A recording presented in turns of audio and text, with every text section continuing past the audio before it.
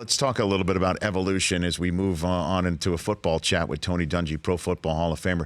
Ben Roethlisberger it sounds like a more – you're laughing over there. You like that segue? I mean, well, he's talking about more – he seems evolved. And this is what he had to say locally in Pittsburgh on Monday in regards to a lot of the comments, the passive-aggressive comments that he threw in the direction of many teammates, including Antonio Brown, who has no longer a Pittsburgh address in many ways because of it.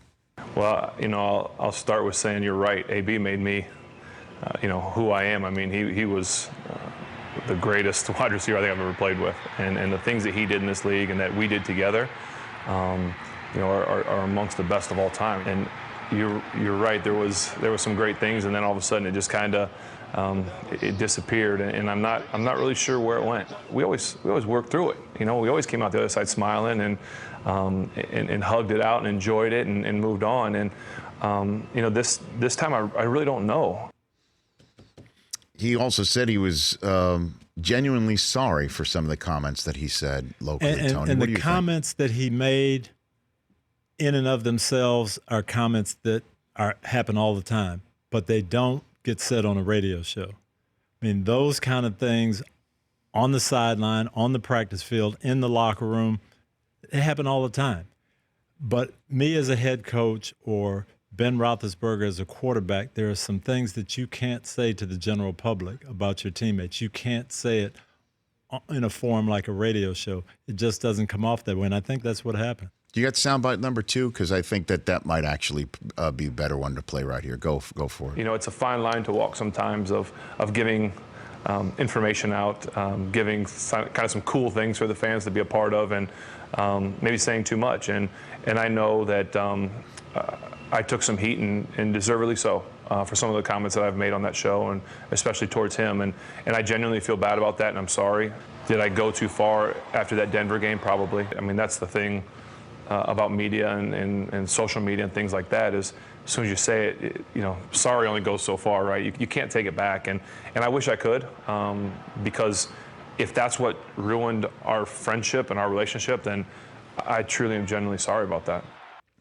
And then, so how did that land in Oakland? Do we have the? Did you see? Let's see the two-word tweet that Tony Dungy saw. Here he goes. Two-Face, Antonio Brown.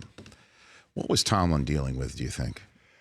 He was Mike. dealing with a lot of personalities, with what every coach deals with. And people think it's easy, and it's not, because you get high-quality guys, you get guys who are driven, you get guys who want to win in pressure situations, and these are all the things that you have to navigate.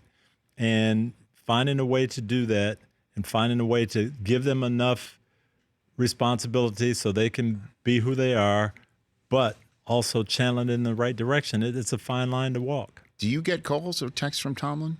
I talk to Mike occasionally, yeah, I do. Does he ask for your advice, or do you give it? Not on things like that. Okay. Mike understands how to deal with his team and the personalities that are there. Mike, I think, was 29 years old when he came to me in Tampa, and he had the maturity of a much older coach. Yeah. And he, had Rondé Barber and John Lynch and this crew of veteran guys, and he did it very well. So those kind of things, I don't think he needs my advice on. Well, I don't know if you're aware, but last year I think aged him 20 years. He's a much older man. He's a much older man.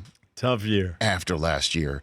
But some of the conversation coming out was that he let too much go. Tony, where do you stand on that subject? When you win, then what you do is seen as a plus. And you do the same thing the next year and you lose, it's a negative. I heard that many times too. Oh, he's relaxed, he's calm, he's poised, that's why we're winning. Then you don't win, and you didn't drive him enough, you weren't tough enough. Coach Noel used to say that, character flaws show up and they get talked about when you lose. Don't change who you are, don't worry about that. Winning covers a multitude of sins. And you mentioned he was dealing with a lot of personalities. It seems like they're gone now. Le'Veon Bell in New York, or at least the issue with Le'Veon getting paid that Tomlin clearly had no control over, that's gone. And Antonio Brown, as we all know, is in Oakland. I think, and it seems like they're able to play the nobody believes in this card that the Steelers rarely have in their deck, Tony. Well, That might it'll be helpful. interesting. It is a different year for them because everybody, the last 5 or 6 years, all we talk, well, look how much talent they have. Look at this guy, and they've got a great running back and a great receiver and a great quarterback. And now people are saying, well, what are they going to do without these guys? And sometimes that's, that's motivating. I think we've seen that with the Warriors.